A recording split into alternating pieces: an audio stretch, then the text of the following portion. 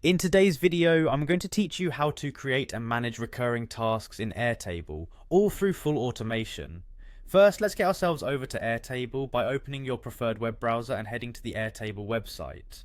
Once there, you'll want to locate the Sign In button, which is typically at the top right hand corner of the home page. If you already have an account, go ahead and sign in. Enter your credentials carefully to avoid any hiccups. Once you've filled in your details, hit continue to proceed into your Airtable workspace where your tables are stored. Now that you're signed in, you're in the right place to start the automation process. Next, locate the base table you want to work with. This is essentially the table where you'll be setting up your recurring tasks. Once you've clicked on the desired base table, navigate to the tab that says Automations. It's usually situated to the top of your screen. This is where the magic will happen.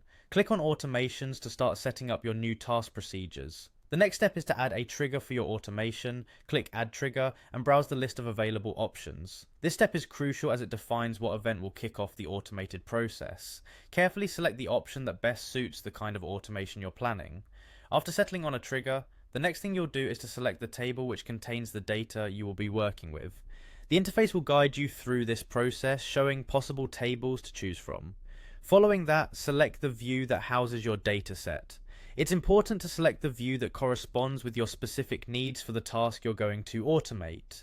Choose the most appropriate view that aligns with your workflow. Then pinpoint the exact field within your chosen view where the pertinent data resides. This involves selecting the field name to ensure the automation process captures the correct data points. You'll then need to decide between toggle options that will provide different criteria or configurations for your automation. Make your selection based on what exactly you want the automation to do. After you toggle on the desired options, proceed to choose record. This step further hones in on which data the automation interacts with. At this point, you have the opportunity to involve advanced logic by clicking on Add Advanced Logic or Action. This allows you more nuanced control over how your tasks will recur.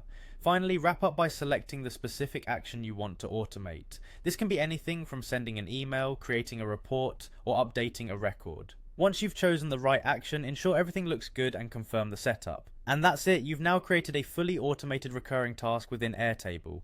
It's a seamless process once you get the hang of it and can significantly enhance your productivity by managing tasks more efficiently. Don't forget to hit save on your automation and you're all set.